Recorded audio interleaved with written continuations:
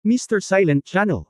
Please don't skip the ads, at paki-like naman, share at subscribe mo na rin, salamat. Kabanata 2631 Hindi ko alam. Bagamat pumasok si Yefan at ang iba pa sa pinto, hindi sila lumingon, ngunit ang mga kilos ni Lu Rongshan sa likod nila ay napunta sa kanilang mga tenga. Brother Yefan, mukhang interesado sa iyo ang Miss Lu na iyon, at gusto kitang imbestigahan, sabi ni Shilanyo na may ngiti. Hayaan mo siya, nandito lang tayo para kumita ng pera at pagkatapos ay bumili ng mga materyales, sabi ni Yefan. Ang babaeng iyon ay nagkakamot ng ulo at nag-pose, at naglakas loob siyang commendat kay Brother Yefan, sa pag-aakalang siya ay napakaganda. Sa bahay namin, ang dalawang katulong, sina Chinger at Channer, ay mas maganda kaysa sa kanya, at hindi siya karapat-dapat na maging isang katulong. Mukhang hindi masaya si Nightwing.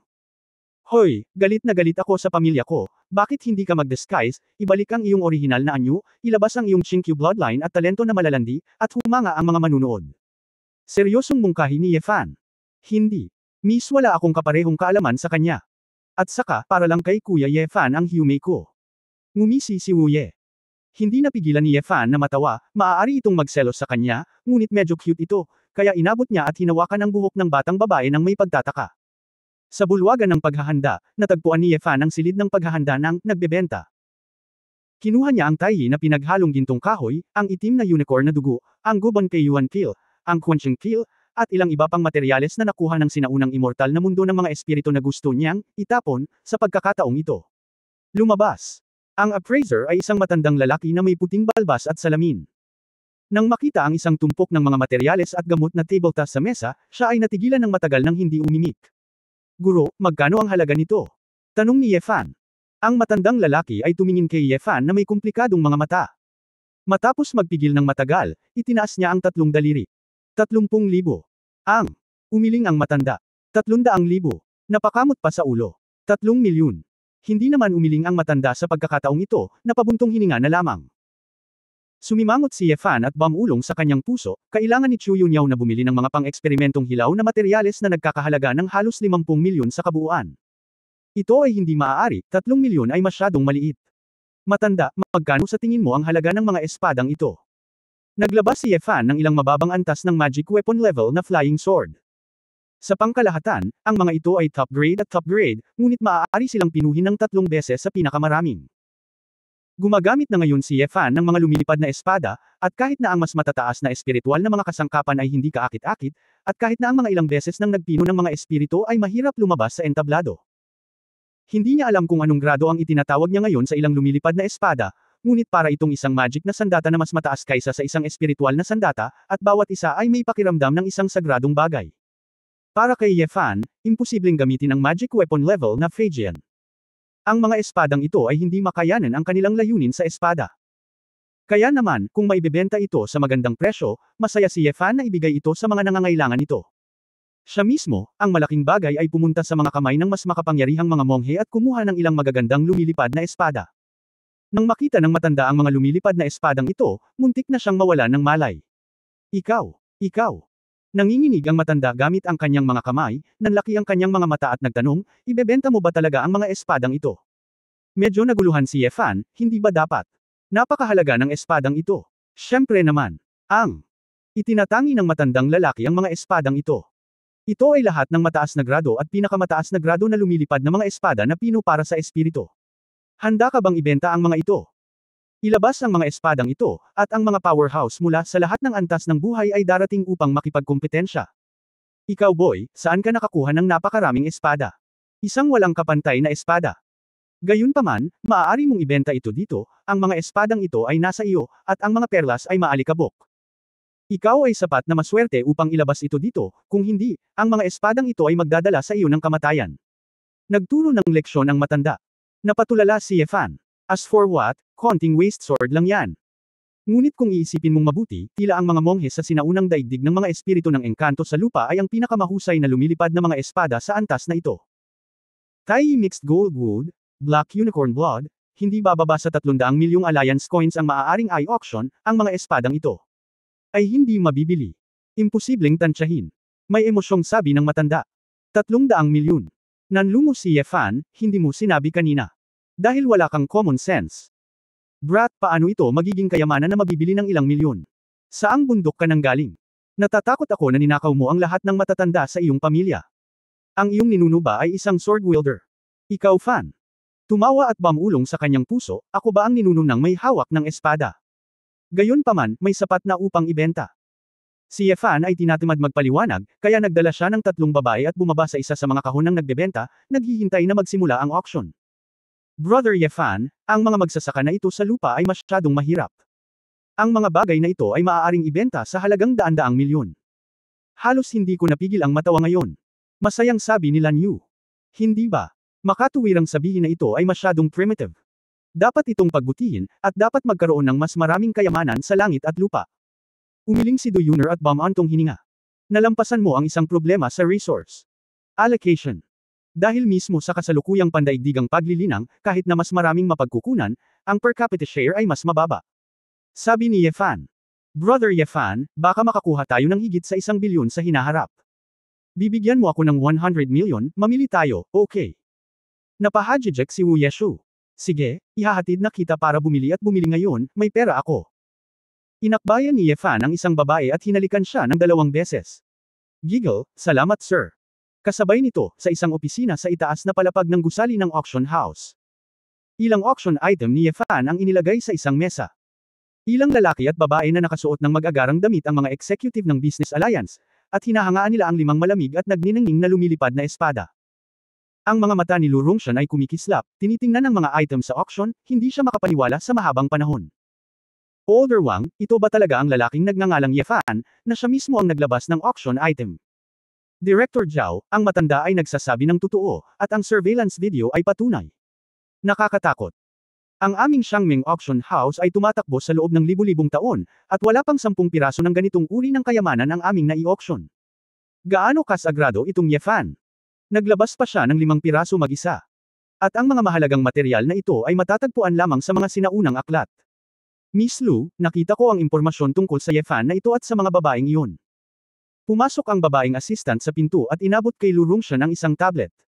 Agad itong binuksan ni Lu Rongshan at tiningnan ang mga profile ni Yefan at iba pa. Maliban kay Yefan, binago ng ibang mga babae ang kanilang mga pangalan at larawan. Ang background genealogy dito ay nakasulat bilang Aboriginals of the Rivasoli Islands, ano ang lugar na iyon? Tanong ni Lu Rongshan. Ito ay isang maliit na archipelago sa tropikal na tubig. Dahil sa kakulangan ng mga mapagkukunan, ito ay kabilang sa 3 karayom na lugar, sabi ng katulong. Haha, alam ko na ang lugar na iyon ay puno ng mga bumpkin ng bansa. Hindi nakakagulat na narinig ko na sila ay nanggaling sa Yufeng, at lahat sila ay mga bumpkin. Ngumisi si Direk Zhao. Lumipat ang mga mata ni Lu Rongshan, at ngumiti siya ng malamig, no wonder I reported my identity, pero hindi pa rin siya sumasagot. Galing pala talaga siya sa bundok. Dapat ay may problema sa mga hindi nababalot sa ganoong uri ng lugar na makakakuha ng mga kayamanang ito. Miss, sa tingin ko, ang ganitong uri ng mga walang prinsipyong tao na walang background ay malamang na nakuha ang mga kayamanang ito sa pamamagitan ng ilegal na paraan, at maaari nilang makuha ito ng direkta. Sabi ng isang executive. Umiling si Lu Rongshan, bagaman ito ang mangyayari, ang paggawa nito ay magkakaroon ng masamang epekto sa alyansa ng negosyo, sa auction house, at sa aming pamilyang Lu, at madali itong agawin at atakihin ng ibang mga pamilya. Bukod dito, napakaraming kayamanan ang direktang nakakulong. Ay tiyak na kapuputan ng iba at magpapainggit sa mga tao. Napakatotoo ni Miss, pagkatapos Miss Lu, tingnan mo. Lahat ay tumingin kay Lu Rongshan ng may pag-asa. Mahiwagang ngumiti si Lu Rongshan, kumaway sa assistant sa tabi niya, at nagsabi ng ilang salita sa kanyang tainga. Kabanata 2632 magpadala ng isang masaya. Nanatili si Yefan at ang iba pa sa kahon at naghintay ng ilang sandali bago magsimula ang auction. Sa pagtingin sa ilang cultivation materials at medicinal peel na inilagay para sa auction, napagtanto ni Yefan na ang mga bagay na ibinigay niya ay talagang napakahusay. Ang grupong ito ng mga tinatawag na mayayamang tao sa mundo ay talagang nakikipaglaban para sa ilang mga bagay na gagamitin lamang sa panahon ng pagtatayo ng pundasyon sa prehistoric area, na talagang nakakaawa. Kung hindi dahil sa pagbabalik sa Honghuang, kakailang ganing buuin muli ang teleportation device, na tatagal ng hindi bababa sa ilang buwan. Mas gugustuhin ni Yefan na bumalik sa Honghuang para tumulong sa paggamot kay Tuan Chuan. Isang tawag sa telepono ang dumating, si Chu Yunyao iyon. Naging maayos ba ang pagbili? Tanong ng babae. Nasa auction, bilhin mo pag nakuha mo na ang pera, Xiao Yao Yao, yung mga rare metal na gusto mo, yung auction house parang wala din. Sinadya ni Yefan na suriin ang kasaysayan ng auction ng Donghua Business Alliance, at walang material na sinabi ni Chu Yunyao. Ang mga metal na ito ay napakahalaga upang lumikha ng mga portal ng espasyo pabalik sa Great Wasteland. Hindi, ang mga metal na ito ay hindi kailanman natagpuan sa Earth, ngunit nakita ko na ang mga asteroid na malapit sa Earth ay may mga metal na ito. Plano kong hamarang ng ilang asteroid, kaya sapat na iyon, sabi ni Chu Yunyao. Asteroid. Paano mo ito haharangin? Hayaan mong lumipad si Zener sa kalawakan at ibalik ito gamit ang isang space ring. Okay lang siya. Laging nararamdaman ni Yefan na may mali. Tila hindi ito isang maliit na bagay, ngunit bakit ito ay napakaliit? Pero pag-isipang mabuti, parang wala namang problema. Ang paglipad sa kalawakan ay wala sa banal na kaharian, pabayaan ang kaguluhan. Ang mga malupit na kapaligiran tulad ng radiation sa universo ay makakaapekto rin sa mga monghe sa ibaba ng banal na kaharian. Nandito ako sa Wanqing para gawin ang paghahanda. Magdadala ka ng ilang pangunahing gamot sa loob ng 3 araw, kung hindi ay maaantala ang pagunlad. Hindi ko kailangan ng 3 araw, babalik ako sa loob ng 2 araw. Hindi gustong maantala ni Yefan ang pagunlad ng paggamot sa kanyang anak. Pagkatapos ibaba ang tawag, nagpatuloy si Yefan sa panunood ng auction sa ibaba. Ngunit ang mga bagay sa auction na ipinasa niya sa nakaraan ay hindi kailanman lumitaw sa screen. Napakabagal, bakit hindi pa tayo? Gusto kong makita ang nagulat na ekspresyon ng mga tycoon na ito. Inip na kinulat ni Shilanyo ang kanyang buhok. Sa sandaling ito, isang grupo ng mga tao ang dumating sa pintuan ng kahon at direktang pumasok. Ang madilim na uniforme, ang badge ng Donghua Alliance, at ang mga salitang, Donghua Law and Order, ay nakalimbag sa mga manggas. Ikaw si Yefan. Ang pinuno ng pangkat ay isang malakas na lalaking may itim na mukha na malamig at seryoso. Sa isang gintong plaka sa kanyang dibdib, may nakasulat na, Kapitan Han Qiang. Tumango si Yefan, medyo naguguluhan. Kami ay mula sa Donghua Public Security Bureau. Kayong 4 ay pinaghihinalaan ng muling pagbebenta ng mga ninakaw na kalakal na hindi alam ang pinanggalingan. Ngayon ay dinadala namin kayo sa Public Security Bureau para sa interogasyon. Ikanaway ni Han Qiang ang kanyang kamay, at agad silang pinalibutan ng 7 o 8 security guard. Hindi napigilan ni Yefan ang ngumiti, sabi ko. Bakit hindi pa na-auction ang mga gamit natin? Mukhang may mga artikulo doon. Kuya Yefan, nakakainis sila, bakit hindi tayo? Gusto na ni Wu Yejo na gawin ito. Nawalan din ng pasensya si Yefan. Hindi niya inaasahan na ang mga alyansa ng negosyo sa isang maliit na lupa ay magiging mas madidilim pa kaysa doon sa Honghuang. Sa sandaling ito, dumating ang boses ni Lu Rongshan. Anong problema? Sino ang nagtanong sa iyo na istorbohin ang aming mga VIP mula sa Business Alliance?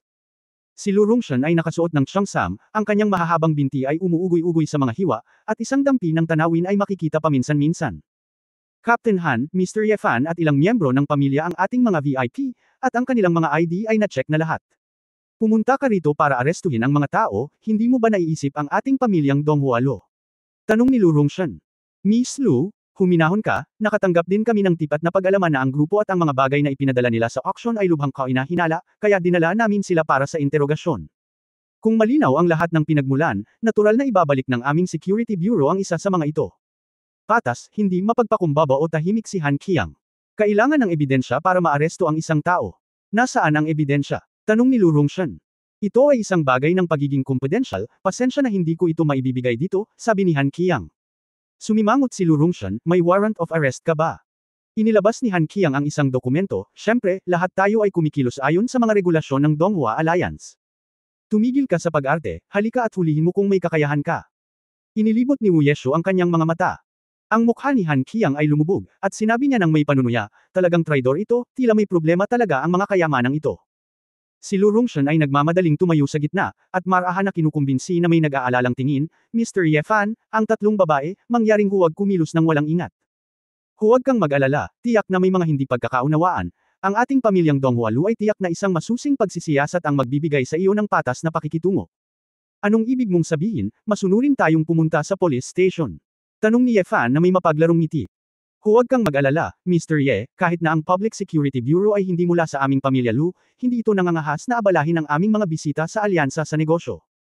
Nangangako ako na hanggat nalaman ang katotohanan, sa gabing ito, magdadala ako ng abogado at piyansahan ka.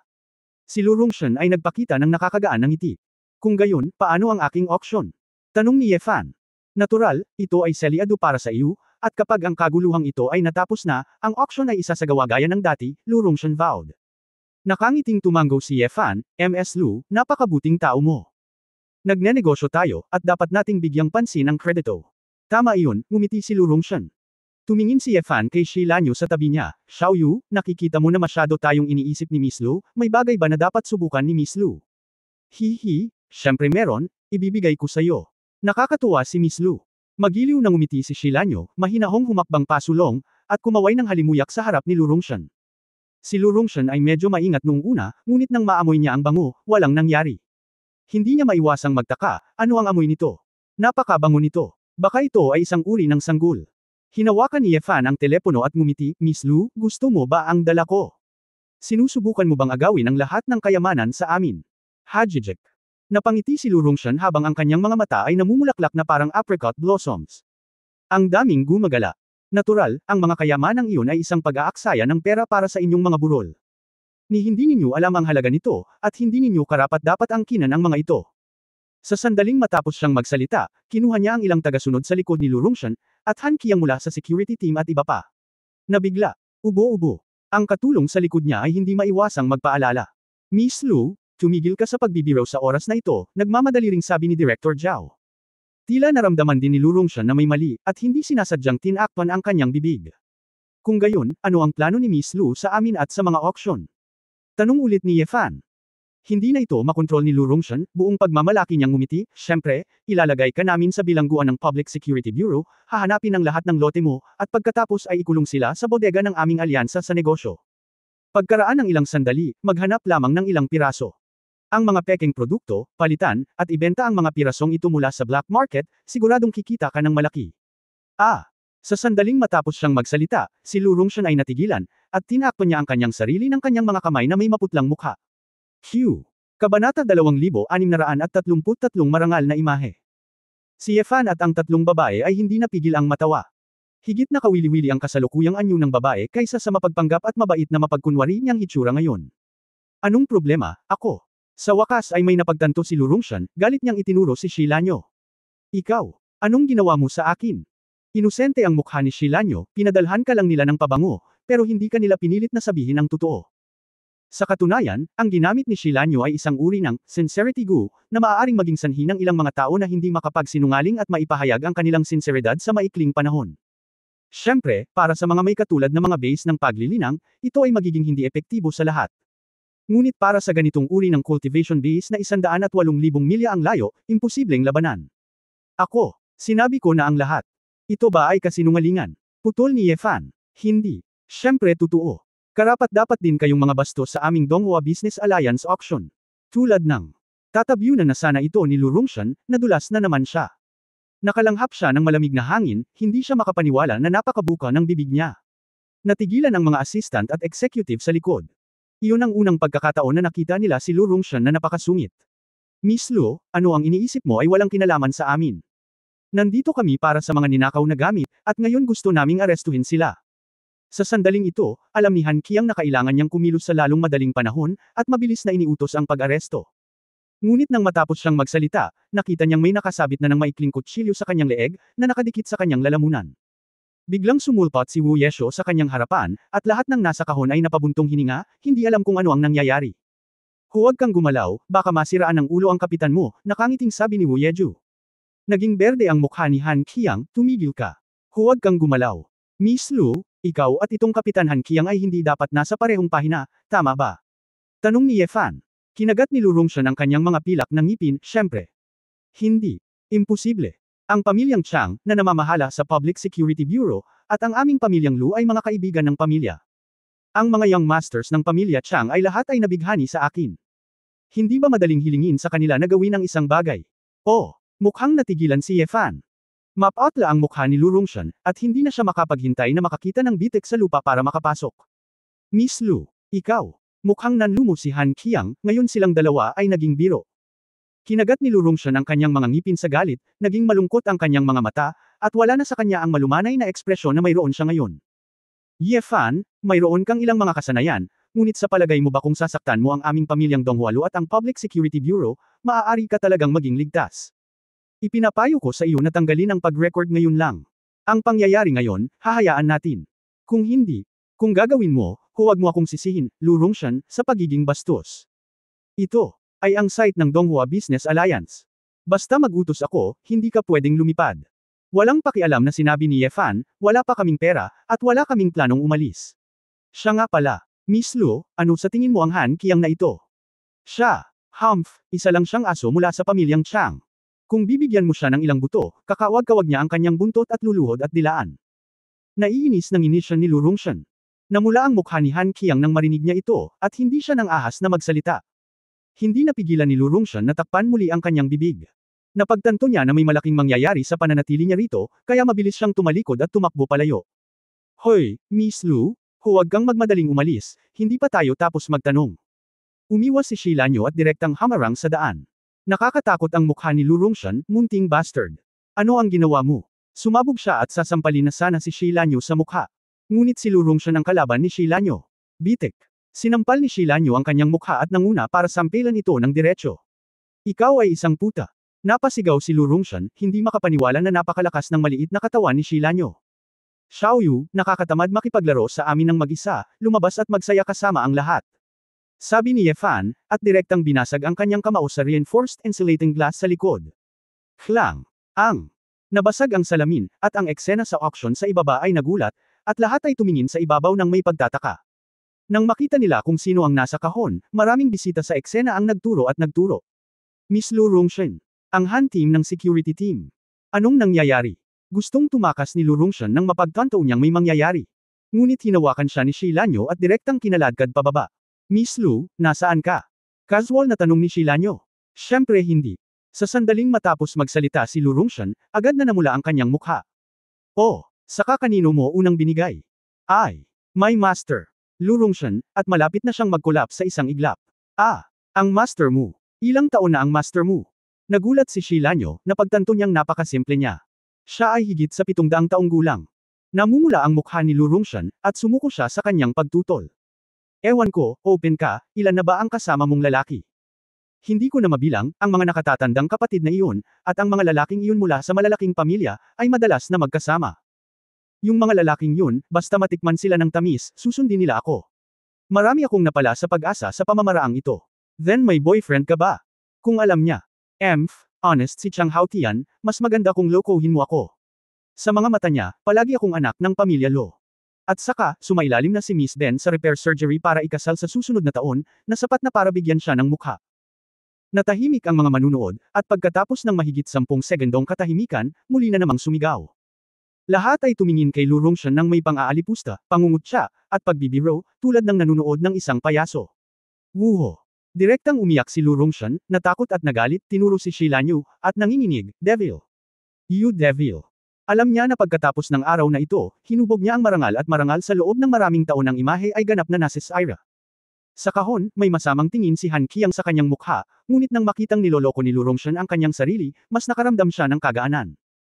Pinilit ni Shi Lanyo ang kanyang dila, kung gusto mong hindi malaman ng mga tao kung ano ang dapat mong gawin, masisisi mo ba ako sa mga bagay na ikaw mismo ang gumawa? Pagkatapos magsalita, tumalon si Shi Lanyo at tumalon pabalik sa gilid ni Ye Fan, hinayla siya pabalik. Hawakan ang braso ng lalaki. Kuya Ye Fan, sapat na ba ito? Ang Xiaoyu ng aking pamilya ay maaasahan.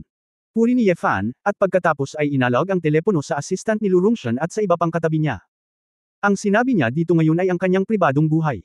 Pero ang ni-record ko dito, kung ano ang sangkot, alam mo na.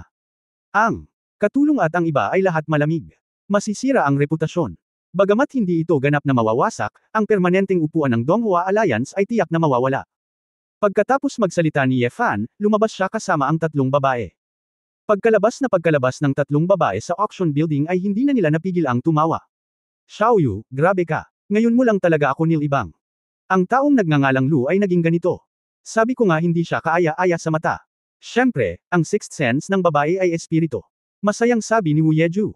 Well, ito ay mas kawili-wili kaysa sa direktang pagpatay ng isang tao, sabi ni Shi Lanyo na may ngiti. Talagang marumi ang pagpatay sa mga taong iyon, at hindi na kailangan. Ngayon ay malamang na desperado na sila.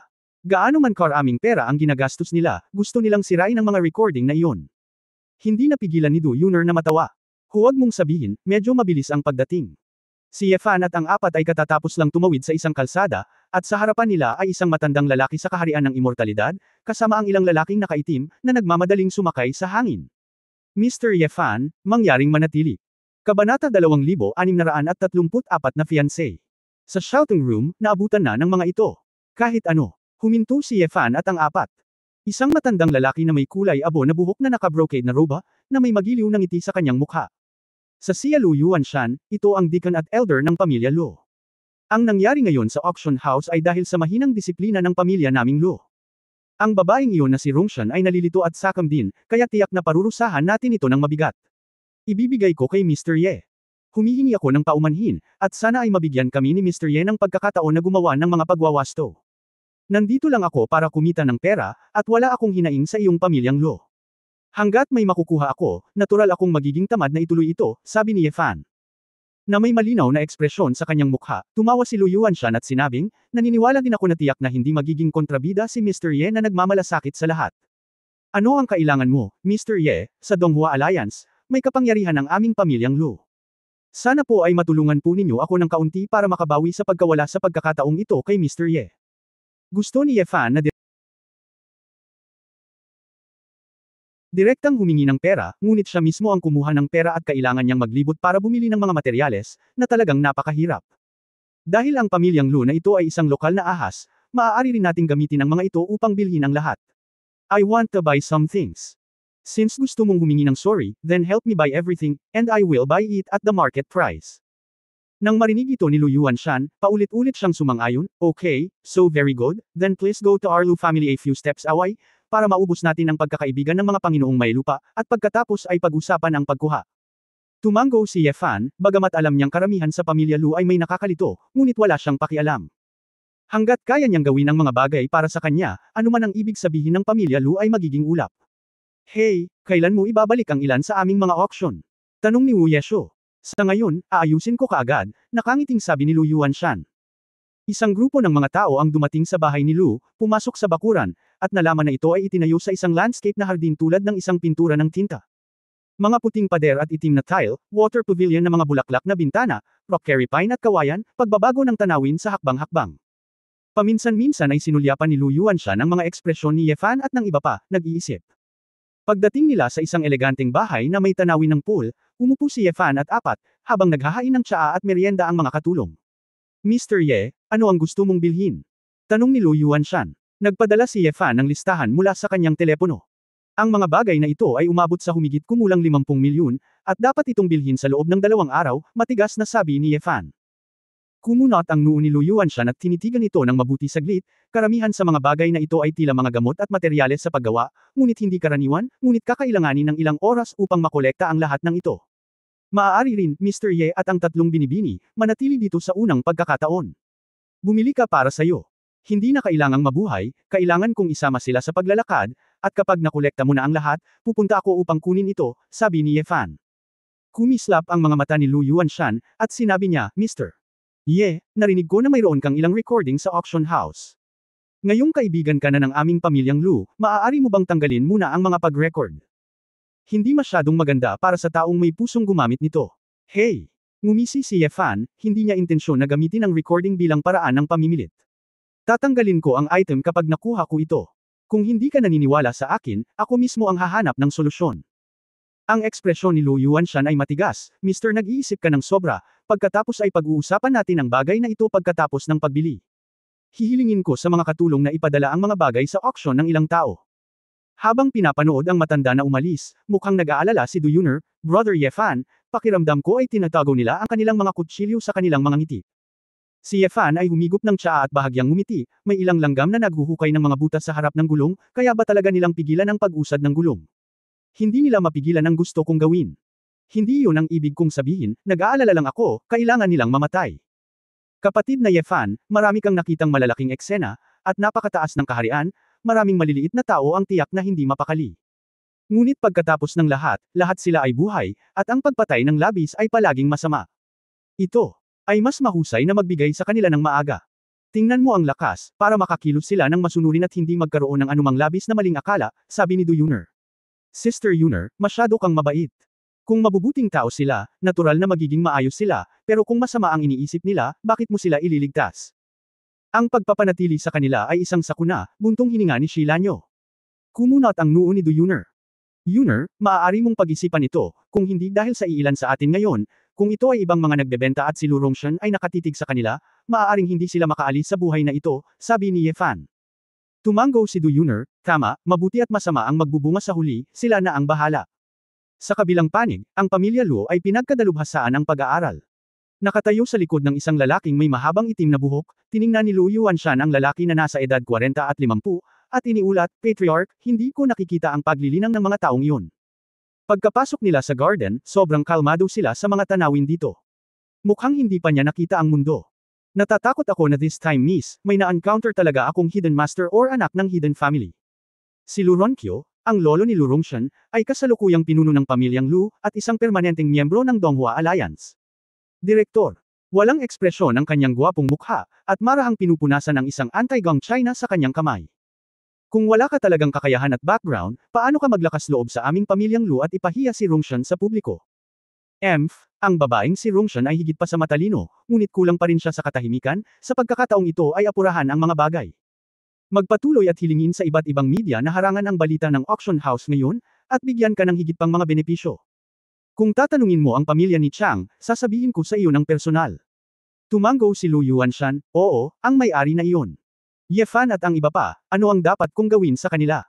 Talagang palayain sila. Nasa kanyang mga kamay pa rin ang recording kung ito ay lumabas. Lihim na nagpadala ng isang tao upang manood, ngunit huwag mo silang pukawin, huwag kumilos ng padalos-dalos bago imbestigahan ang pinagmulan ng kabilang partido, mahinang sabi ni Lu Ronkyo. Ngunit, kung pagbabantaan nila tayo sa pagre-record at gumawa ng ilang labis na hinihingi, nakasimangot si Lu Yuanshan. Nalilito ka ba? Nakangiting sinabi ni Lu Ronkyo, kahit ang pinakamakapangyarihang nakatagong pamilya at sekta ay kayang higaitan ng angkan. Huwag kalimutan, ang aming pamilyang Lu ay suportado ng Shenlang clan, at talagang naglakas loob silang kumuha ng 1 pulgada. Tretuhin ang iyong sarili bilang isang tiyuhin, iyon ay ang ipis at ang mayfly nanginginig ang puno. Humanap ng sarili mong paraan. Lumiwanag ang mga mata ni Lu Yuanshan, at nakahinga siya ng maluwag, ako ang nag-isip ng sobra, ang aming pamilyang Lu ay naging smooth sailing sa loob ng mga dekada, at hindi namin inanyayahan ang mga nasa itaas sa loob ng napakaraming taon. Isang nasa hustong gulang na tumulong. Nakalimutan ko na may mga backer din tayo, at tayo ang pinakamalaking backer sa mundo. Patriarch. Elder Yuanshan. Nagmamadaling pumasok ang isang kasambahay. Sa gulat, ano ang ugali?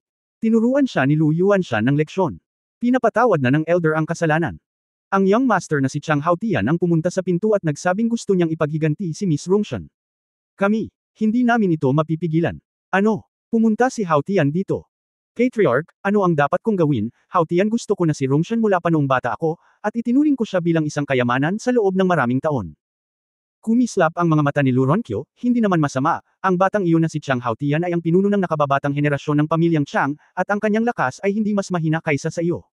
Basta, tingnan mo ang lalim ng mga taong iyon.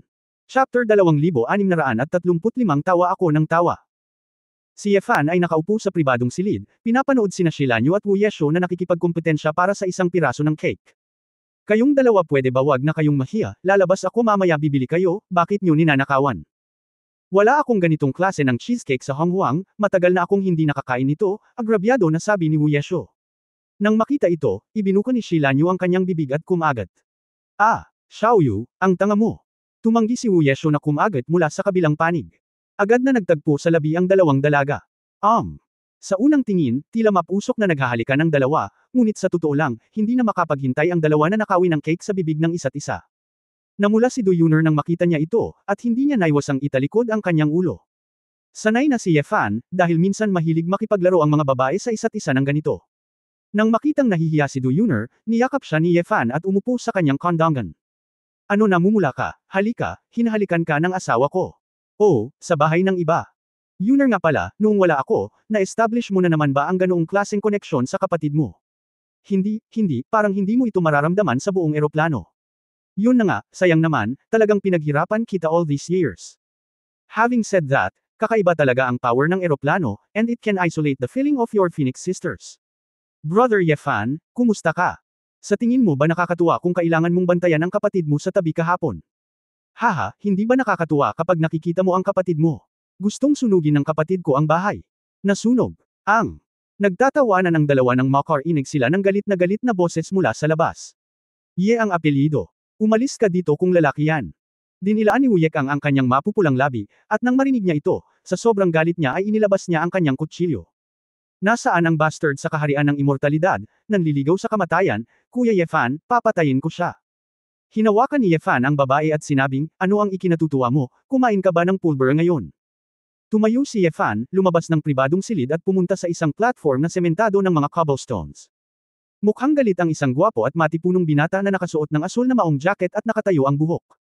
Ikaw si Yefan. May mali ba sa akin? Ako si Chang Haotian, fiancé ni Lu Rongshan. Pinahiya mo si Rongshan sa publiko, dahilan para magdusa siya ngayon. Gusto kong humingi ka ng tawad sa kanya. Sabi ni Shilanyu nang may mukha. With an unbearable expression, hoy, ulo ka ba ng baboy? I-frame muna tayo ng fiancé mo. At saka, nakikipaglaro siya sa kanyang amo, mga kapatid, at maraming magugulong lalaki. Gusto mo bang tumayo para sa kanya? Prairie na. Manahimik ka. Hindi ako papayag na bastyusan mo si Rong Zuan. Namula ang mukha ni Chang Haotian. Ngumiti si Yefan, imposibleng humingi ng tawad, wala kaming ginawang mali. Kung ganoon nga, makikita lang natin ang taas at baba sa ating mga kamay, at sundan ako sa sword discussion platform. Itinuro ni Chang Haotian. Ang Lunjiantai ay ang opisyal na lugar sa mundo ngayon upang lutisin ang mga hindi pagkakaunawaan sa pagitan ng mga practitioner. Maaaring pumirma si Lunjiantai sa isang sertipiko ng buhay at kamatayan, at ang pumatay ay hindi kailangang parusahan. Ang sword discourse platform na itinayo sa lungsod ay napakatibay at kayang tiisin ang duotian level na true yuan nang hindi sinisira ang mga pasilidad ng lungsod. Ito rin ang sistemang iniwan ng eskrimedor. Siyempre, kwalipikado ring tumanggi ang partidong inaanyayahan na lumaban, ngunit kung ito ay ipagkalat, ito ay tatawanan, maliban kung mayroong malaking pagkakaiba sa lakas. Boy, gusto mo pa bang hamunin si Brother Yefan? Hayaan mo akong makipaglaro sa iyo, hindi mo na kailangang magtanim, maaari kang kumilos, nakangiting sabi ni Wu Yeju. Hindi ako pumapatol sa mga babae, pagmamalaki ni Chang Haotian. Parang matatalo mo ako, humagalpak ng tawa si Wu Yechuan. Walang imak na umiling si Yefan, tara na, hindi ako pupunta sa sword discourse platform. Si Yefan ay hindi nag-abala na bigyang pansin ang ganitong uri ng bagay, naghintay lang siya ng mga materyales at dumiretso pabalik. Tara na at ihatid na kita palabas. Nang marinig ito ng tatlong babae ay masaya silang sumunod. Nang makita ito, naikuyong ni Chang Haotian ang kanyang mga kamao sa galit at sumugod para suntukin si Yefan. Tigilan mo nga ako. Hindi man lang ito nilingon ni Yefan, dahil ang Wu Yeshu na katabi niya ay pinalayas na si Chang Haotian. Ni isa sa kanila ay hindi kailangang linangin, ngunit ang katawan ng banal na espiritu ay hindi maaaring labanan ng isang mahabang buhay na kaharian, hindi pa banggitin ang linya ng dugo ng Chinkyo, na nagsanay ng nakatutuwang sayaw sa buong taon. Kung hindi dahil sa lakas ng dalaga, hindi kalabisan na sipain si Chang Haotian sa isang pagsabog. Puff! Si Chang Haotian ay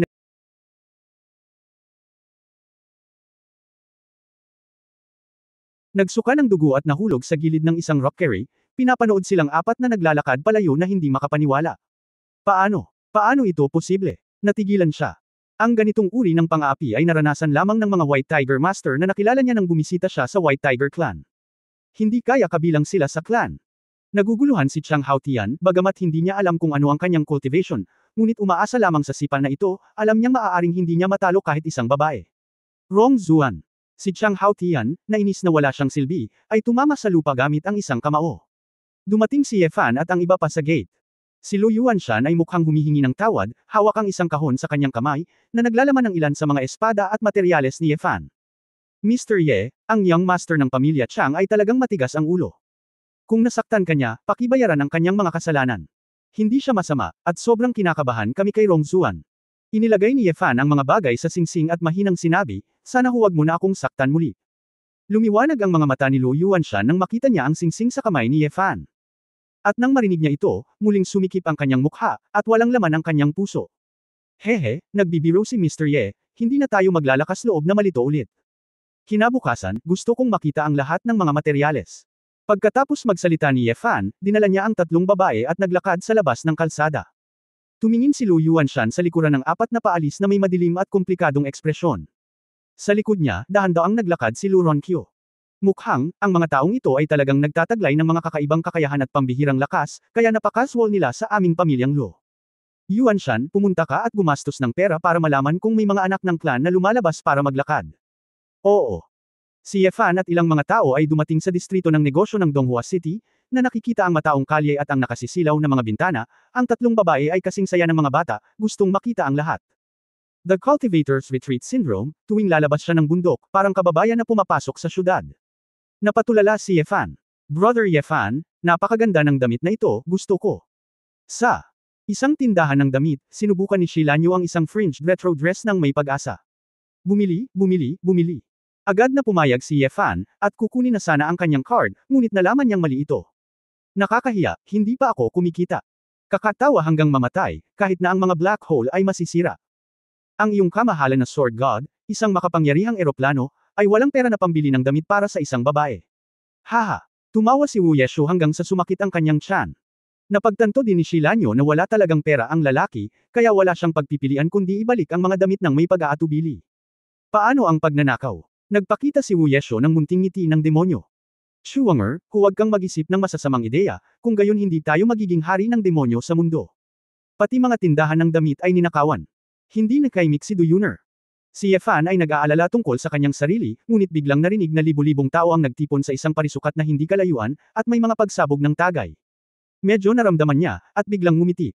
Kabanata 2636 ang lalaki mismo. May paraan, pumunta ka, sumama ka sa akin. Dumating ang apat sa isang lumubog na square. Punong-puno ito ng mga lalaki, babae at bata, nanunood ng isang pagtatanghal. Ang pinakamalakas na kalasag, naghihintay ng pinakamalakas na sibat. 10,000 alliance coins, isang pagkakataon na hamanin. Sirahin ang mga depensa sa loob ng 10 segundo, gantimpalaan ang 1,000,000 barya ng alyansa. Shaolin King Kong Unbreakable Magic, ika-372 henerasyon ng mga inapo, Master Zono. Nang makita ko ang mga banner at slogan na iyon, napagtanto ko na ito pala ay isang mapaghamong pagganap. Isang malakas na lalaki na nababalutan ng gintong pulbus, tulad ng isang gintong mandirigma, ang nakatayo sa gitna ng parang. Hanggat kumuha ka ng 10,000 alliance coins, maaari kang umakyat at hamanin ang sinaunang martial cultivator na ito na nagngangalang Zono. Ang taong ito ay nagsagawa ng banal na sining ng hindi masisira na mga diamante, sa loob at labas, at pinasigla ang banal na sining ng pagprotekta sa katawan. Upang hamanin, hindi ka dapat gumamit ng mga cultivation base, droga, armas, o pag-atake sa mahahalagang bahagi. Dapat kang direktang umatake gamit ang mga kamao at paa para sa limitasyon sa oras na 10 segundo. Sa madaling salita, puro sa pamamagitan ng brute force, para basagin ang body protection chi ni Zono. Ito ay masyadong simple. Hindi ba ito nagbibigay sa amin ng pera? Agad namang natuwa si Wu Yue nang makita niya ito. Ang ilang mga manunood sa tabi nila ay tumingin pabalik sa pagtataka at nalaman na sila ay 3 babae, na lahat ay medyo nakakahiya. Munting babae, ang mangmang ay walang takot. Hindi masama ang King Kong ni Master Zono, ito ang nangungunang 3 sa buong Donghua Alliance. Sa huling pagtatanghal ng pagdiriwang ng alyansa, ang chairman ng alyansa, si Grandmaster Lina ng Agaw ng Langit ay personal na bumaril, ngunit hindi niya masira ang depensa sa isang galaw. Tinatayang hindi napansin ng maliliit na batang babae na ito ang mga paghihigpit. Nangangailangan ito ng purong pisikal na lakas at hindi dapat linangin. Inilibot ni Wu Yeshu ang kanyang mga mata, iniisip na ito ay dahil sa hindi ninyo alam. Curious na tanong ni Du Yuner, Brother Yefan, maaari ba talagang hadlangan ng taong ito ang isang suntok mula sa Heavenly Realm? Ang lalaking ito na nagngangalang Zono, bagamat mayroon lamang siyang 3 antas ng paglililok ng espiritu, sinimulan niya ang kanyang karera sa pamamagitan ng pagsasanay ng ganitong uri ng salamangka na nagpo-protekta sa katawan. Ang pisikal na lakas ay nalampasan ng ordinaryong mahabang buhay na kaharian. Bilang karagdagan, ang kanyang brilyante na hindi masisira na salamangka ay talagang naisagawa sa pagiging perpekto. Sa pangkalahatan, ang isang magsasaka ng langit ay talagang makakalaban ng ilang beses. Naglakas loob siyang mag-set up ng challenge arena dito. Sa loob ng katwiran. Si Yefan mismo ay maaaring gawin ang kasanayang ito at nakikita ang init, ngunit para kay Yefan, ang kasanayang ito ay medyo wala sa tono. Kung gayon hindi siya natatakot, ang magsasaka na si Duo Tian ay dumating upang guluhin siya. Sister Yuner, sa tingin mo ba ang mga may kakayahang sirain ang kanyang depensa sa loob ng 10 segundo, sino ang maaaring humila sa kanilang mga mukha at lumapit upang hamanin siya? Kinusot ni Shilanyo ang kanyang mga mata. Nang marinig ito ni Du Yuner, tinakpan niya ang kanyang bibig at ngumiti at sinabing, siguro meron. Halimbawa, ilang tao na hindi kayang bumili ng damit. Sa oras na ito, isa pang challenger na gustong sumubok, kumuha ng 10,000 yuan at pumunta sa field para maranasan ito. Pinagsalikop ni Zono ang kanyang mga kamay, yumuko at sumaludo, ang kanyang determinadong mukha ay medyo solemn na. Isang chi na nagpoprotekta sa katawan ang nagmula sa kanya, at tila may gininto ang liwanag na kalasag sa kanyang harapan, na bumabalot sa kanya. Guro, nasaktan ako. Ang lalaking may unang antas ng soul sculpture ay inipon ang lahat ng kanyang lakas, ang kanyang buong braso at kalamnan ay buhol-buhol, at siya ay humakbang, nakaharap sa dibdib ni Zonhu na may, bang, na may isang jab. Gayunpaman, hindi gumalaw ang tigre ng digmaan. Sa kabaligtaran, ang mga kamay ng lalaki ay namumula at namamaga, at siya ay natalo ng wala pang 10 segundo. Muling nagsaya ang field, na namangha sa pagmamalupit nitong King Kong Undestructible Magic. Lahat, ang demonstrasyon ngayon ng Undestructible King Kong ni Master Zono, iyon na. Kung interesado ka sa kung fu na ito, maaari kang pumunta sa gilid para irehistro ang iyong impormasyon. Ang mga wala pang edad na 16 ay kailangang samahan ng isang tagapag-alaga. Susunod, magpapakita kami ng isa pang Shaolin martial art, Vajra Hands. Isang kalbong host ang nag-anunsyo on the spot na may mikropono. Malinaw, hindi ito gaanong pagganap bilang isang patalastas. Ang paglilinang at sibilisasyon ay popular sa kasalukuyan. Bawat pamilya ay kailangang makipagkumpetensya para sa mga talento. Sa ganitong paraan lamang makakaakit ka ng bagong dugo na sumapi sa sekta sa pamamagitan ng pagpapakita ng iyong kung fu sa publiko. Tulad ng para sa kita mula sa display na ito, sa katunayan, para sa mga sect masters, ito ay wala. Admissions, tapos pupunta tayo sa gym, masama ba? Medyo nag-alinlangan si Du Yuner, ngunit nang matapos siyang magtanong, nalaman niyang wala na si Wu Yeshu sa tabi niya. Sandali lang. Tumalon si Wu Yejian sa arena, itinaas ang kanyang kamay at sinabing, gusto kong hamanin. Nakita ng host na siya ay isang maliit na batang babae, at ang kanyang mga mata ay medyo mapanlit. Itong babaeng benefactor, oras na para kay Master Zono, bumalik ka sa susunod. Hindi. Wala pa akong 1,000,000. Natatakot ka ba? Sumimangot si Zonhu, Donor, huwag mong subukang pukawin ang kawawang monghe. Ang mga patakaran ay ang mga patakaran, kung talagang gusto mong hamanin, bumalik ka ulit sa susunod. 10 segundo lang, takot na takot si Master. Nakita kaya niya na medyo may kaya ako at nanggigil si Wu Yeshu. Hindi na kinaya ng audience. Munting babae. Bumaba ka na. Loko ano? Master ay tamad na pansinin ka. Huwag itulak ang iyong ilong sa iyong mukha. Master Zono, bigyan mo siya ng kulay para makita niya. Suportahan kita. Ikaw fan. Hindi alam kung tatawa o iiyak, pinisil ang mga tao, pumunta sa arena at sinabing, Jainer, kalimutan mo na, hindi mo mapipilit kapag tapos na ang oras, hindi pa sila tapos. Tama, sure, gayon paman, may mga hamon pa rin sa hinaharap. Maaari pa rin tayong makakuha ng 1,000,000 kapag hinihintay natin ang susunod na danaman na maglaro, sabi ni Shilanyo. Nang marinig ito ni Wu Yeshu, naisip din niya ito, kaya nagkibit balikat siya, okay. Ngunit ang mga salitang ito ay nahulog sa mga tainga ni Zonhu at ng iba pang mga Shaolin, at sila ay medyo nakakatusok. Ano ang ibig sabihin? Sa tingin ba ng mga taong ito ay napakadaling gawin ng kanilang 1,000,000? Kapag dumating sila para magpadala ng pera. Kung hindi ka gagawa ng punto, hindi ba mababawasan ng tingin ng mundo si Shaolin? Itong babaeng benefactor, sandali. Si Zonho ay naglakad pabalik sa gitna ng arena, at ang isang grupo ng mga disipulo ni Shaolin ay nagpakita rin ng kawalang kasiyahan at tinitigan si Yefan at ang iba pa. Hihi, tinanggap ni Master ang hamon ko. Umiling si Zonhu, ang kawawang monghe ay hindi nakikipagkumpetensya sa babaeng donor, ngunit nais niyang hanapin ang lalaking donor na ito. Sa tingin ko ay dapat siyang mas makapangyarihan kaysa sa babaeng donor, kung hindi niya hahayaan ang babaeng donor. Nakikita ito ng donor. Iniisip ng kawawang monghe na ito lang ang paraan para kumbansihin ka. Si Yefan ang tinutukoy ni Zonho. Haha, totoo ang sinabi ni Master. Boy, kung lalaki, kaya mo sarili mo, ano pa ba ang hahayaan mong hamanin ng babae? Sobra na talaga Master, hindi na kayang pakinggan ng Master, nandito ba talaga si Master para mag-charity? May mga tawanan sa paligid. Ang pangatlong anak na babae ni Wu Yejian ay hindi makapagsalita, hindi alam kung iiyak o matatawa. Hindi magandang pagpipilian ang monghe na ito, bakit kailangan mong piliin ang taong hindi naman dapat mas pinili sa audience? Guro, sigurado ka bang gusto mong piliin ang lalaki ko? Guro, makinig ka sa aking payo, huwag mong piliin ang aking magaling na kapatid, o hahamunin kita, magiliw na mungkahi ni Shilanyo. Si Zonho ay napakapulsigido, ang dalawang babaeng benefactor, kahit na ang kawawang monghe ay isang monghe, ngunit ayaw niyang mangbuli ng mahihinang babae, kaya hayaan kayong pumunta. Hoy! Kuya Yefan, wala kang magagawa. Walang magawang umiling si Wu Yeshu. Hindi inaasahan ni Yefan na magiging ganito ang mga bagay. Gusto niya noong una ay si Wu Yeshu o Shilanyo ang maglaro, kaya bakit kailangan siyang piliin ng monghe na ito? Mukha ba siyang mahina? Nang makitang gumagabi na, hindi na nag-aksaya si Yefan ng oras at pumunta sa court. Guro, hayaan mo akong hamanin ito, ngumiti si Yefan. Donor, magbayad muna ng 10,000. Humakbang ang host, kumuha ng tray at naghintay ng pera. Napakamot ng ulo si Yefan, wala akong pera. Ano? Agad na lumungkot ang mukha ng host, itong donor, posible bang pinagtatawanan mo ang aming pangkat ng Shaolin? Medyo madilim din ang itsura ni Zonho. Kumuha lang si Yefan ng napakababang antas na lumilipad na espada at inilagay ito sa tray. Ang espadang ito ay nakasangla. Nang makita ito ng lahat ay napasigaw sila sa pagtataka. Low-grade magic weapon Phaegian. Iyan ay 10,000. Gagaw ba ang batang ito? Napahiya siya pagdating sa pinto, at nagbigay din siya ng magic weapon na si Phaegian ng walang bayad. Mukhang may ilang pinanggalingan ang donor na ito, at dapat ay mayroon siyang kakaibang kasanayan, ngunit dapat na malinaw na makita ng donor ang mga patakaran. Alam ko, bawal gumamit ng cultivation base, armas, droga, at hindi umatake sa mga vital point, 10 segundo, nakangiting sabi ni Yefan. Tumango si Zon Ho at nagsimulang patakbuhin ang King Kong Indestructible Magic. Isang golden chi shield ang nabuo muli at binalot siya. Ang buong tao ay mukhang isang gintong arhat. Donor, pakiusap. Tumango si Yefan at dahan-daang lumakad, hindi tumatakbo, hindi nag-iipon ng lakas, hindi nag-pose. Ang isang patag na tulak gamit ang isang palad ay parang pagtutulak lang ng pinto. Bang! Ang gangchi sa harap ni Zon Ho ay gumawa ng isang paputok na tunog. Paft! Naramdaman ni Zon Ho ang pagdagsa ng chi at dugo, isang subo ng dugo ang tumalsik, at ang kanyang katawan ay lumipad palabas at nadulas ng higit sa 10 metro. On the spot, umiihip ang simoy ng hangin.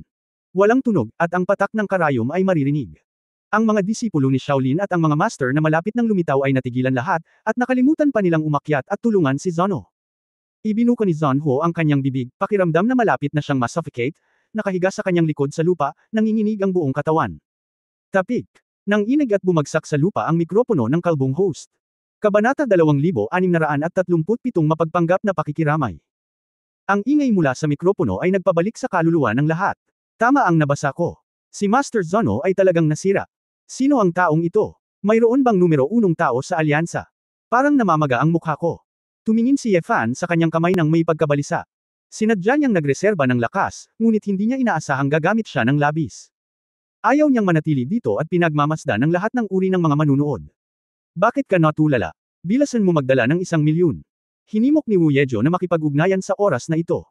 Ang kalbong host ay tumingin sa grupo ng mga Shaolin Master sa likod na may nervyos na ekspresyon sa kanyang mukha. Pera, natural na ibibigay natin, pero dapat malinaw nating ibigay. Si Zon Ho ay pasuray-suray, tumayo, umubo ng isang bibig ng dugo, na may bakas ng takot sa kanyang ekspresyon. Kamahalan, sino ang master ng Fang? Mangyaring mag-sign up. Ito ay orihinal na pangkat ng Shaolin na narito upang itaguyod ang sekta at mag-recruit ng mga disipulo. Bilang resulta, ang King Kong Indestructible Magic ay madaling nawasak ng isang hindi nakikitang tao, nakatumbas ng pagkabasag. Kung ito ay ikakalat, ang reputasyon ng Shaolin School ay tuluyang masisira.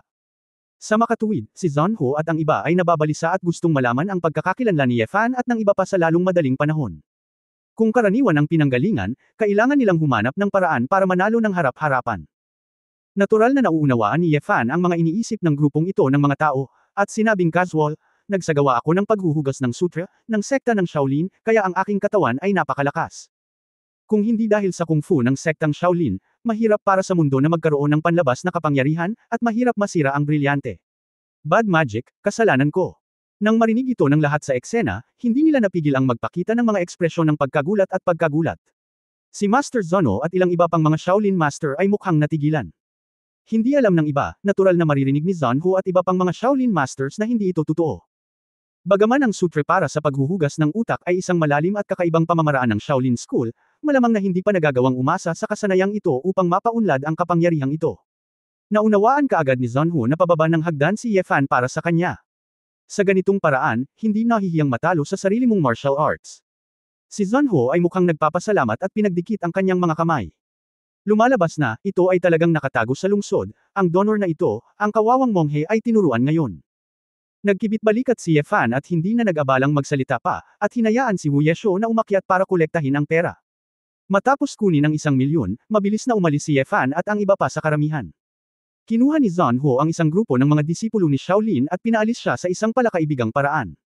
Master Zono, ipinapadala ko ang sutre para sa paghuhugas ng utak, napakalakas ba nito? Bakit kakaunti ang nagsasanay? Hindi maiwasang magtanong ng isang alagad ni Shaolin.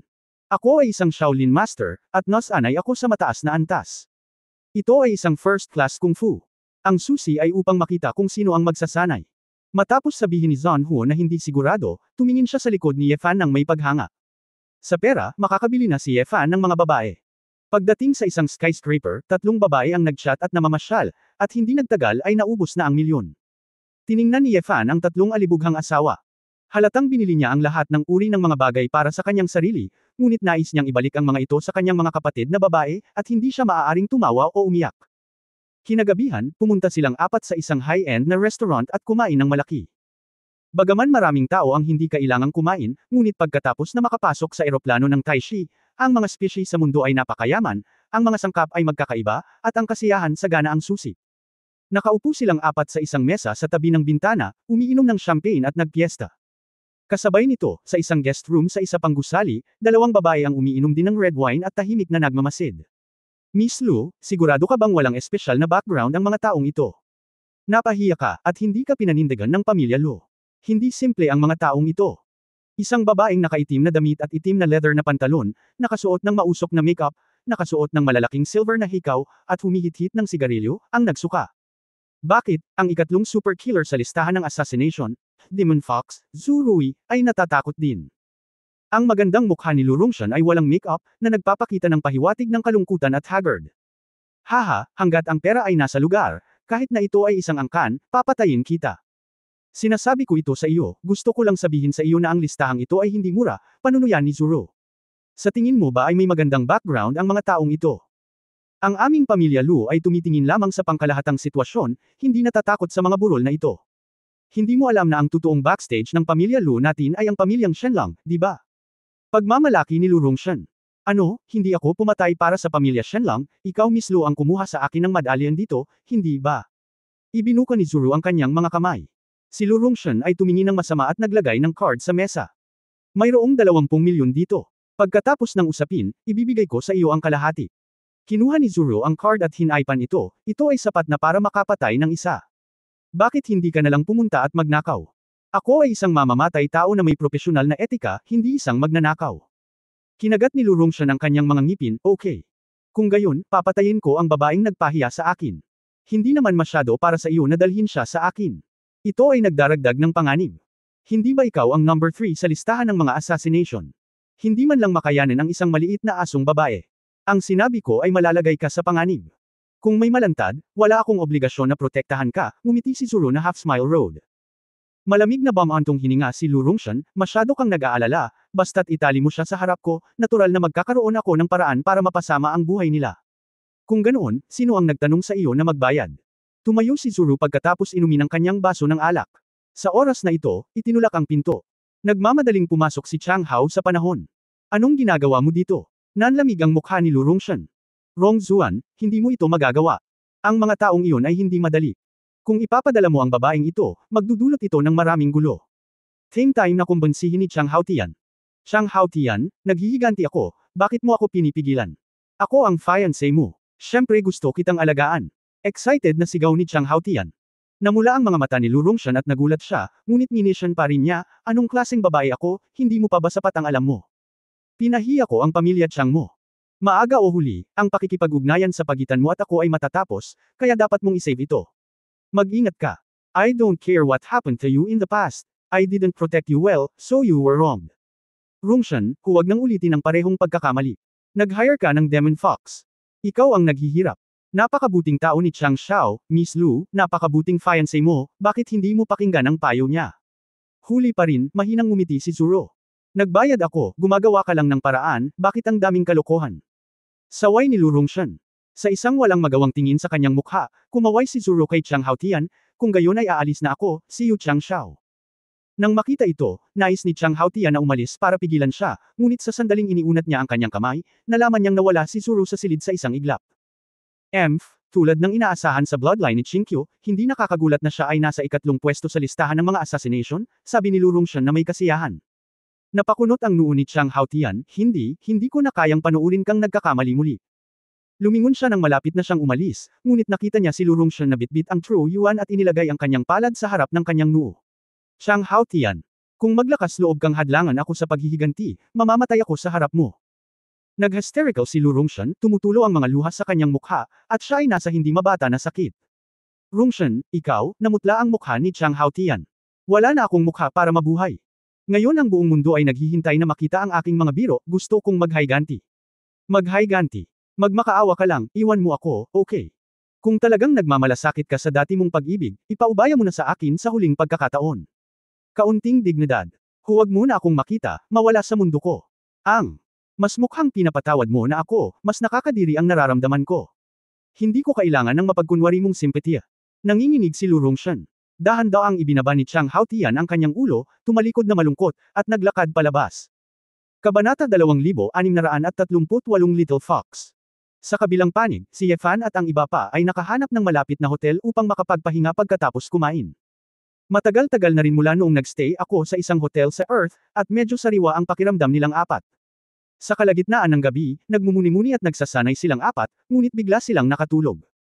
Sa balkonahe, lumitaw ang isang multo, binuksan ang pinto mula sa sahig hanggang kisame, at pumasok si Shishiren sa silid. Talagang sapat na. Napakatagal bago kayong lahat ay nakatulog. Parang lahat kayo ay nasa itaas ng antas ng immortalidad. Lumapit si Zuru sa kama, yumuko at tinapik ang maliit na mukha ni Shilan Yu. Mukhang maganda ka, pero sayang naman at na-offend mo ang isang taong hindi dapat masaktan. Ate, may alis lang kita. Kung sakali, naglabas si Zuru ng isang elixir at pinasok ito sa bibig ni Shilan Yu. Kaagad, binalot niya ang dalaga sa isang itim na tela na bag, diretso sa kanyang mga balikat, at mabilis na tumalon palabas, lumipad palayo sa hangin. Matapos dalhin ni Zuru si Shilan Yu, umupo sina Yefan, Wu Yekang at Du Yuner. Puff, hindi napigilan ni Wu Yeshu na matawa, natawa ako ng gusto, masyadong nakakatawa ang babaeng ito, assassination ang assassination, at kinakausap pa niya ang sarili niya. Napaka-faithful, sure, nakilala kita mula sa iisang angkan, nakangiting sabi ni Yefan. Ito ay isang maliit na demonyong fox, higit sa 2 buntot, ang bloodline ng babaeng ito ay nasa antas ng 6 na buntot na fairy fox, siya ay isang maliit na fox cub sa harap ko, pagmamalaki ni Wu Yeju. Tingnan mo ang buntot ng iyong fox, hindi ko alam kung sino ito sa simula, si Yingwo ay pagod at nahiga sa loob ng ilang segundo, umiling si Yefan at ngumiti. Napamura si Wu Yekang, iniisip ang nakaraan, na parang kahapon lang. Kuya Yefan, bilasan na natin at sumunod. Paano kung ma-accident si Xiaoyu? Napakalakas ng gamot ng babaeng iyon. Kung ako ay isang ordinaryong Duotian realm, hinimatay ako. Buti na lang may Phoenix Girl ako. Bloodline. Kinain ni Xiaoyu ang kanyang tableta ng gamot, ano ang dapat kong gawin sakaling magkaroon ng anumang aksidente? Nag-aalala si Du Yuner. Oh, Ate Yuner, lagyan mo lang ng 100 puso, laruin mo itong mga gamot at lason, si Xiaoyu ang ninuno ng kanyang mga ninuno. Malamang lihim na nagsasaya ang babaeng iyon ngayon, nagpapanggap na natutulog. Tumawa si Wu Yehi. Tumayo si Yefan at nanghihinayang sinabi, upang hintayin kumilos ang munting sorrow na ito, hindi ko kayo minahal ng husto.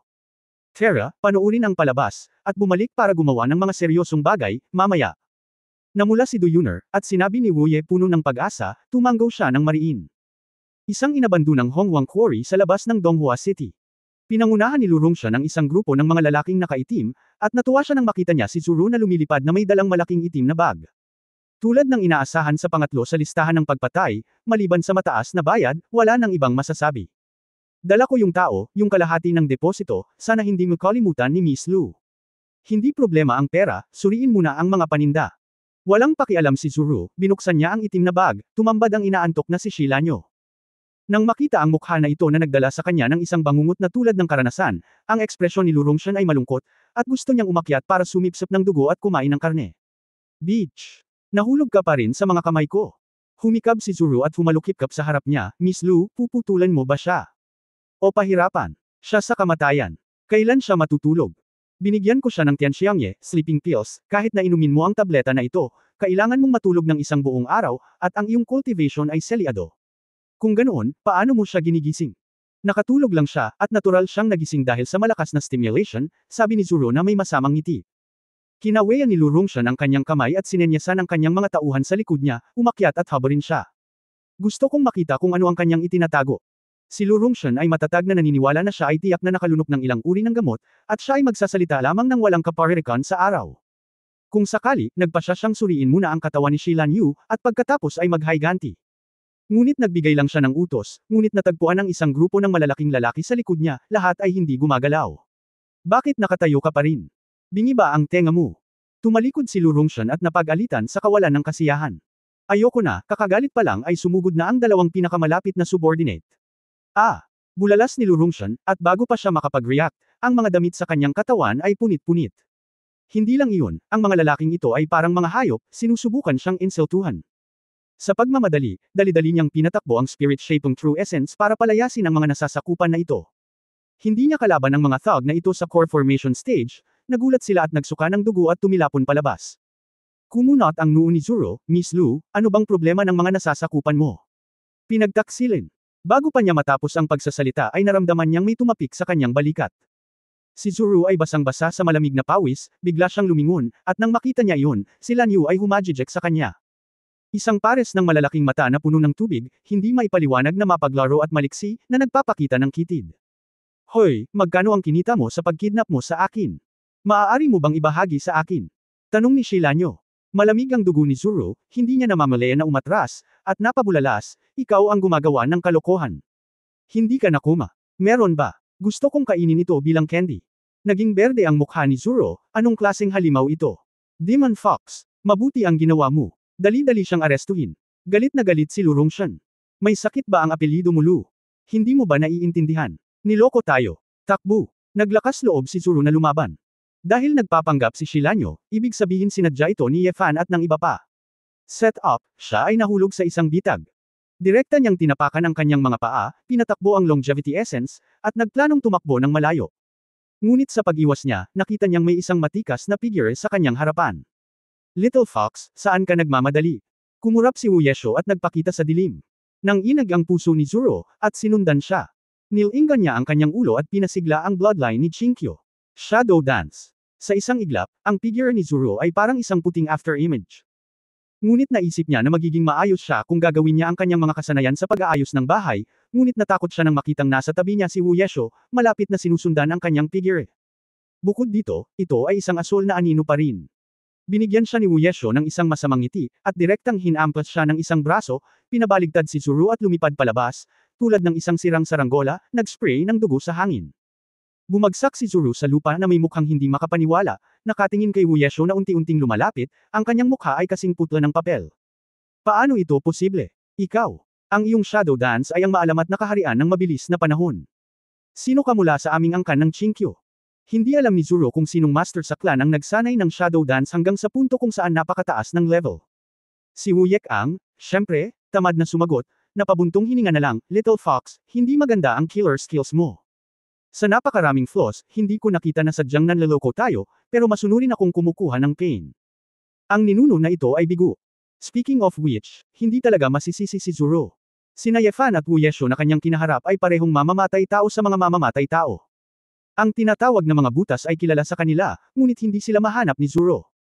Si Ye Fan at Du Yun'er ay lumabas din sa oras na ito, at tumingin kay Lu Rongshan, na ang damit ay gusot at ang kanyang mukha ay namumula, at napabuntong hininga ng ilang sandali. Ayokong gumawa ng labis, kaya hinayaan kita. Mukhang wala ka talagang pagsisisi, sabi ni Ye Fan. Kabanata 2639 na sobra na.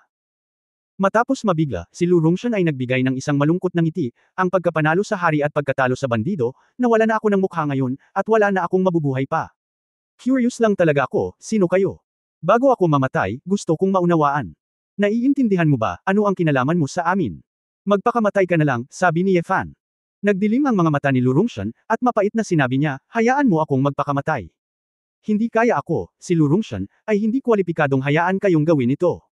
Hindi ito itinanggi ni Ye Fan, talagang hindi siya nag-abala na gawin ito. Kinagat ni Lu Rongshan ang kanyang mga ngipin, ang kanyang mga mata ay puno ng kalungkutan at galit, binago niya ang kanyang tunay na lakas, at hindi na makapaghintay na umakyat at magtrabaho ng husto. Papayo ko sa iyo na huwag gumawa ng mga kalabisan na bagay. Dapat kang magpakamatay na lang. Kung pipilitin mo kaming kumilos, maaari kang mamatay ng napakasakit, nakangiting sabi ni Wu Yeju. Si Zurui, na natatakot sa gilid, ay nag-isip na si Wu Yekang ay naabala, at gustong kumawala kapag sinamantala niya ang pagkakataon. Ngunit bago siya tumakbo palabas ng ilang hakbang, sinipa na siya muli ni Wu Yesho sa lupa.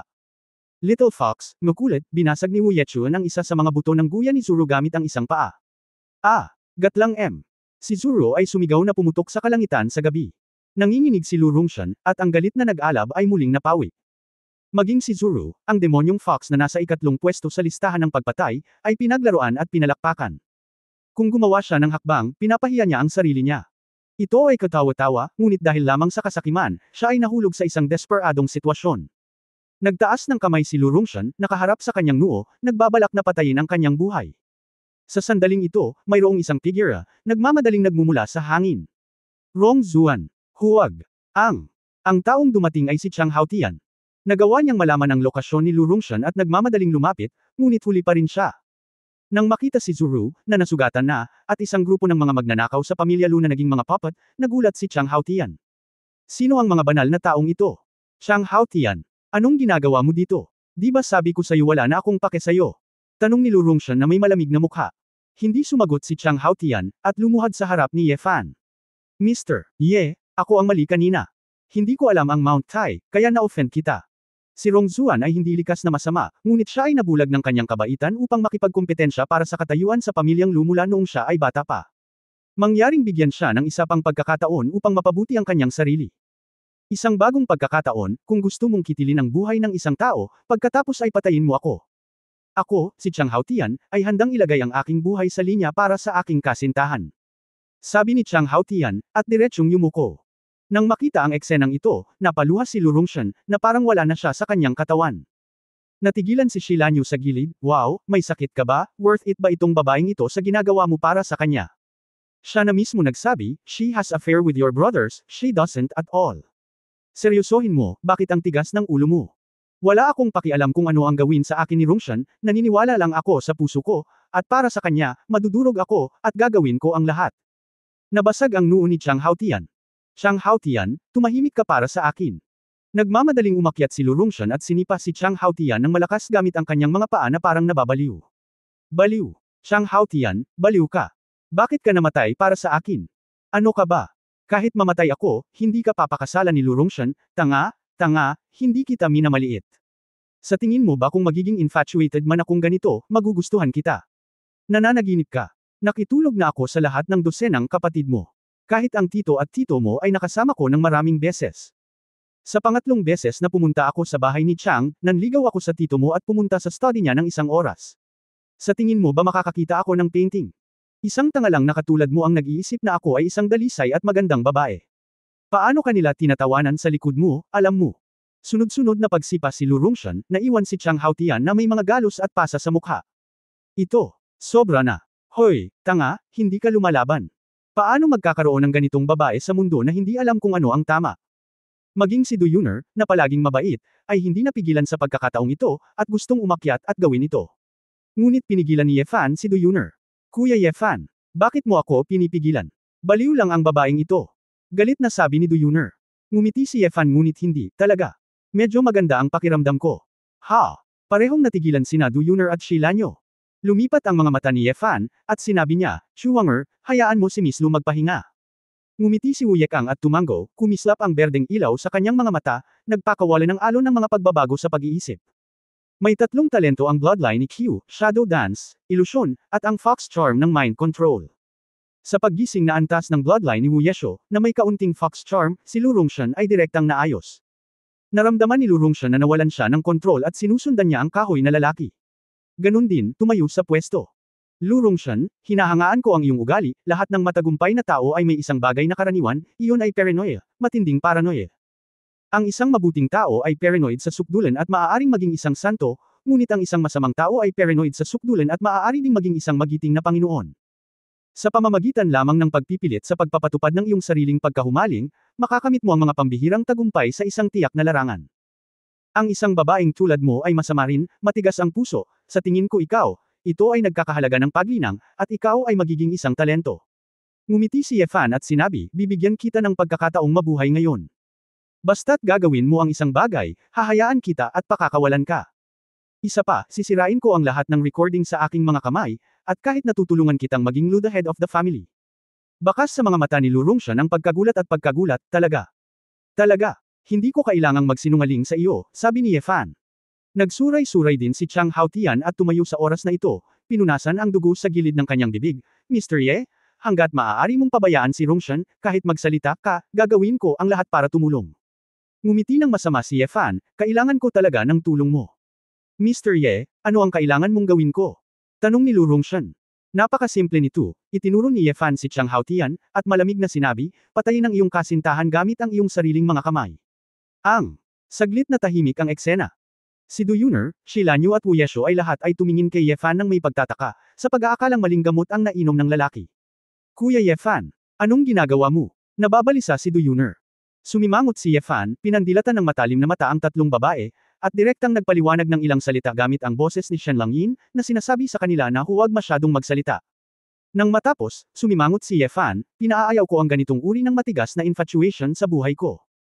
Hindi ako naniniwala na ang batang ito ay hindi makapagpigil ng anumang sama ng loob kapag siya ay namatay. Lu Rongshan, sa harap ko, tatalunan mo siya hanggang sa kaibuturan, at pakakawalan na kita. Natigilan si Lu Rongshan, namutla ang kanyang mukha, at tumingin siya kay Chang Haotian, na magulo. Si Chang Haotian ay malumanay na nakangiti sa kanya. Ang mga kamay ni Lu Rongshan ay nanginginig, ang kanyang mga kamao ay nakakuyong ng mahigpit, ang kanyang mga kuko ay naka-embed sa kanyang mga palad. Rong Zuan, gawin natin ito, mukhang eksperto si Mr. Ye, tiyak na tutuperin niya ang kanyang salita. Napaka-inutil ko, hindi kita matutulungan, at natural lang na hindi mo ako minamaliit. Kung magagamit ko ang aking buhay upang tulungan kang umakyat sa posisyon ng pinuno ng pamilyang Lu, kung gayon ito ay magiging sulit.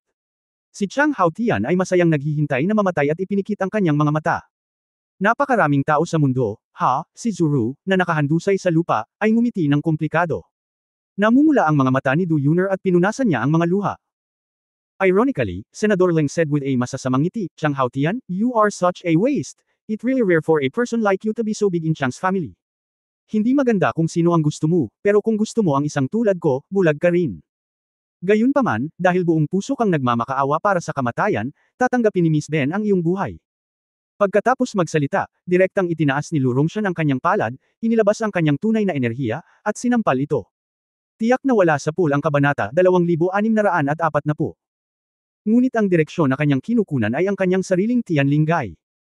Gumalaw ang figure ni Ye Fan sa isang iglap, at diretsyo niyang hinawakan ang pulso ni Lu Rongshan gamit ang isang kamay, pinipigilan itong gumalaw.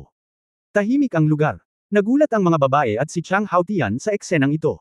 Natigilan si Lu Rongshan, nakatingin kay Ye Fan, medyo nabigla. Ikaw, bakit mo ako pinigilan? Tanong ni Lu Rongshan na may luha sa kanyang mga mata. Napabuntong hininga si Ye Fan, hindi malulutas ng pagtakbo ang problema. Dahil mayroon kang lakas ng loob na mamatay para sa kanya, bakit wala kang lakas ng loob na labanan o tanggapin siya? Nang marinig ito, hindi napigilan ni Lu Rongshan sandali, at tumulo ang mga luha sa kanyang mga mata. Bigla ding naunawaan ni Chang Haotian na si Lu Rongshan ay nag-aatubili na patayin siya at mas gusto niyang magpakamatay. Tuwang-tuwa siyang tumakbo at niyakap si Lu Rongshan, umiiyak sa tuwa. Rongshan, alam ko, nasa puso mo ako. Huwag ka nang gagawa ng mga katangahang muli. Mapait na umiyak si Lu Rongshan sa mga bisig ng lalaki, sumisigaw, bakit hindi ka pumunta? Bakit hindi ka pumunta? Hindi ako karapat-dapat sa iyo, maruming babae ako, marumi ako sa kaibuturan. Binugbog kita, pinapagalitan, pinapahiya. Bakit hindi ka umalis? Tanga ka. Marami akong alam, hindi mo mapipigilan ang sarili mo, hinding-hindi kita sinisisi, basta kasama kita, paprotektahan kita habang buhay. Sa sandaling ito, lubos ding naunawaan ng tatlong anak na babae ni Du Yun'er kung ano ang nangyayari. Nang hindi sinasadya, nagningning ang mga mata ng tatlong babae at tumingin kay Ye Fan ng may paghanga at paghanga. Malinaw, napagtanto ni Ye Fan na talagang mahal na mahal ni Lu Rongshan si Chang Haotian, kaya ginamit niya ang ganoong plano. Ito ay isang pares ng mga kahabag-habag na tao, mga maput na tao, tiyak na mayroong isang bagay na nakakaawa, bamantong hininga si Shilanyo. Brother Ye Fan, bigyan mo sila ng pagkakataon. Para sa kapakanan ni Chang Haotian, nakikiusap ako sa iyo. Hinayla ni Du Yun'er ang kamay ng lalaki. Hindi alam ni Ye Fan kung tatawa o iiyak, hindi ko man lang sinabi na gusto ko silang patayin. Kapaki-pakinabang pa rin ako para sa kanilang dalawa. Nang marinig ito ni Lu Rongshan at Chang Haotian, pareho silang lumuhad sa harap ni Ye Fan. Mr. Ye, salamat sa hindi mo pagpatay sa akin at kay Rongshan, napayuko si Chang Haotian. Salamat Mr. Ye, si Rongshan ay nakagawa ng isang karumal-dumal na krimen, mangyaring parusahan ka, humihikbi si Lu Rongshan. Hinaway-kaway ni Ye Fan ang kanyang kamay. Huwag kang magpasalamat ng maaga, mayroon akong gagawin sa iyo. Kaya mo lang panatilihing kontrolado ang iyong buhay. Kung tutusin, pareho kayong maaaring mamatay para sa isa't isa, kaya bakit ayaw mong mabuhay para sa isa't isa? Anong ginagawa mo, Mr. Ye? Anong gusto mong gawin natin? Kinakabahang itinaas ni Chang Haotian ang kanyang ulo. Malalaman mo mamaya. Pagkatapos magsalita ni Ye Fan, sinenyasan niya si Wu Yekang, Shonger, babalik na tayo. Kapatid na Ye Fan, paano ang maliit na fox na ito? Wala kaming sapat na pera, hayaan mo siyang ibigay ito, kung hindi siya ay papatayin. Hihi, okay. Agad na kinuha ni Wu Yekang ang lahat ng ari-arian mula sa katawan ni Zuru at tinapik ang mukha ni Zuru. Bye-bye, little fox. Magsanay ng masigasig. Nalungkot ang mukha ni Zuru. Ito ang unang pagkakataon na siya ay naagrabyado bilang isang mamamatay tao sa loob ng maraming taon. Hindi siya kumikita, ngunit ninakawan siya. Bumalik si Ye Fan at ang iba pa sa hotel, at hindi maiiwasan ang matagal na labanan sa silid. Matapos lumipas ang bagyo, inakbayan ni Ye Fan ang tatlong babae at nagkwentuhan habang nakahiga sa kama. Brother Ye Fan, paano mo nakita na ginawa ni Lu Rongshan ang mga bagay na iyon dahil sa tingin niya ay hindi siya karapat-dapat kay Chang Haotian? Curious na tanong ni Shilanyo. Wala lang, feeling lang. At saka, bagamat si Lu Rongshan ay mabisyo at sakam, ang kanyang personalidad ay introvert at magaling magtago. Para lamang sa Chang Haotian na ito, siya ay partikular na magagalitin, at nais niyang malaman ito ng buong mundo. Galit siya sa lalaking ito. Kung ito ay napaka-abnormal, natural na iisipin ko pa ito, sabi ni Ye Fan. Si kapatid na Ye Fan ay napakaingat mula pa noong siya ay bata, at siya ay napaka-observant. Sinabi ni Pangulong Lee na siya ay isang maalalahanin na bata, sabi ni Du Yuner na may banayad ng ngiti, na parang inaalala ang ilang mga bagay mula sa kanyang pagkabata. Brother Ye Fan, talagang kapaki-pakinabang para sa iyo na panatilihin silang dalawa. Ano ang magagawa nila sa kanilang maliit na paglilinang? Nagtataka si Wu Yeshu. Bale mas mababa ang cultivation base, di bale, ayokong lumaban. Hindi tayo pamilyar sa maraming bagay sa Earth. Sila ang mga direktang inapo ng pamilyang Lu at ng pamilyang Chang, at kilalang kilala nila ang Donghua Alliance. May gagawin ako sa hinaharap, tulad ng pagbili ng mga bagay. Hayaan silang lumapit, ito ay magliligtas ng gulo at hindi malilinlang. Hindi sila nasisiyahan sa pamilya, at alam ko ang kanilang kapalaran, na mas madaling kontrolin, sabi ni Ye Fan. Brother Ye Fan, nalaman ko na ngayon na ikaw ay talagang isang magnanakaw, hindi isang walang ingat na tao na may maunlad na mga paa at isang simpleng pag-iisip, sabi ni Shilanyo na may makitid na ekspresyon. Nagkunwaring hindi masaya si Ye Fan at sinabing, bueno, mabahong babae, kaya nakikita mo akong ganito. Kailangan kitang parusahan muli ngayong gabi. Kaakit-akit ang gabi. Lu Family Courtyard, sa pag-aaral. Patriarch, nabigo ang plano ni Rongshun. Kung gayon si Zuru ay hindi man lang katugman ni Ye Fan at ng iba pa. Nakauwi na siya. Nabigo ang misyon na ito. Tinatayang mahuhulog siya sa top 5 sa listahan ng assassination. Hindi makapaniwala si Lu Yuanshan. Ang Zuru na iyon ay miyembro ng Qingqiu clan, at maging ang unang kapatid ng West Federation, si Duo Tian, ay pinatay niya. Mukhang nalampasan na ng Ye Fan na ito ang aming inaasahan. Siya mismo ay malamang na maging isang magsasaka. Sabi ni Lu Ronkyo na kumikislap ang mga mata. Maging ang tatlong babaeng nakapaligid sa kanya ay malamang na may kakaibang lakas. Kung hindi, ang babaeng si Rongshun ay hindi papayagang magsalita ng walang kaparirikan sa publiko. Hanggang ngayon, hindi ko alam kung paano ito gagawin. Kumunot ang noo ni Lu Yuanshan. Sigurado ka ba, ang mga taong ito ay hindi mula sa angkan? Tanong ni Lu Ronkyo. Pagkatapos suriin, ang 4 na pangunahing angkan at iba pang mga pangunahing angkan ay walang mga numerong ito. Higit pa rito, ang apelyidong Ye ay karaniwang ang Shenlang clan, ngunit sa buhay na pamilyang Ye, walang sinuman ang nagngangalang Ye Fan, sabi ni Lu Yuanshan. Ang mga mata ni Ronkyo ay kumikislap, at siya ay nag-isip, hindi ito galing sa angkan, ayos lang, ngunit mas marami itong pagkakataon na manalo. Dahil binitawan niya si Rong Zuan, nangangahulugan ito na hindi siya sigurado. Ang pakikipaglaban sa aming pamilyang Lu ay maaari ding isang palabas.